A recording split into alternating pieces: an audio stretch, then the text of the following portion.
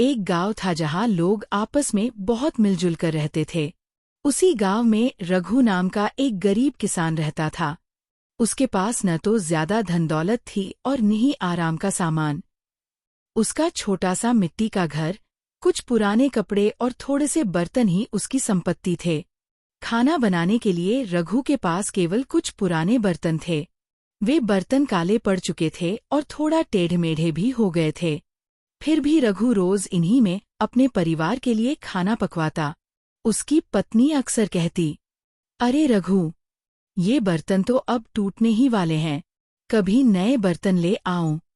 रघु मुस्कुराकर उत्तर देता, पुराने ही सही, पर इन्हीं में तो हमने इतने साल पेट भरा है। जब तक ये काम कर रहे हैं, मेरे लिए यही सबसे कीमती हैं। एक दिन उसका बचपन का दोस्त मोहन उसके घर आया। मोहन संपन्न किसान था और उसके घर में तांबे पीतल के चमचमाते बर्तन रखे रहते थे। जब रघु ने मोहन को उसी पुराने बर्तन में भोजन परोसा, तो मोहन हंस पड़ा और बोला, अरे रघु, इतने पुराने जंग लगे बर्तन, तू अब तक इन्हें इस्तेमाल करता है, इसे फेंक दे। अगर मेरे घर ऐसे बर्तन होते तो मैं तो शर्म से डूब मरता। रघु ने शांत स्वर में कहा, मोहन, ये चाहे जंग लगे हों, पर इन्हीं बर्तनों ने मुझे और मेरे बच्चों को भूखा नहीं रहने दिया।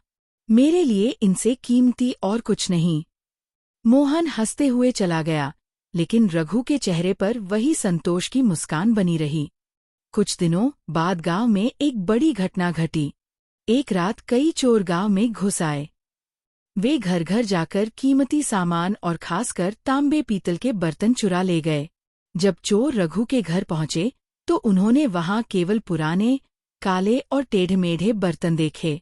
एक चोर बोला, अरे ये देखो, क्या कबाड़ रखा है। दूसरा बोला, इतने पुराने बर्तनों का हम क्या करेंगे, छोड़ो, इन्हें मत उठाओ। और इस तरह रघु के बर्तन चोरी होने से बच गए। सुबह हुई तो पूरे गांव में हाहाकार मच गया। जिन घरों में ढेरों चमचमाते बर्तन थे, वहां अब एक भी बर्तन नहीं बचा था। सबके पास अनाज तो था, पर पकाने के लिए बर्तन नहीं। तभी रघु वहां पहुंचा और मुस्कुराते हुए बोला, मेरे पुराने बर्तन मेरे साथ ही हैं।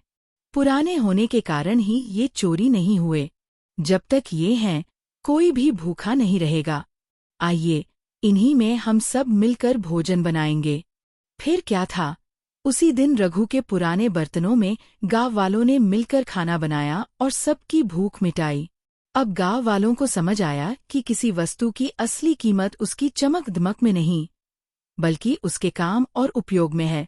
मोहन भी शर्मिंदा होकर बोला, रघु, मैं तुझसे मजाक करता था कि तेरे पास पुराने बर्तन हैं, लेकिन आज उन्हीं बर्तनों ने पूरे गांव को भूख से बचाया।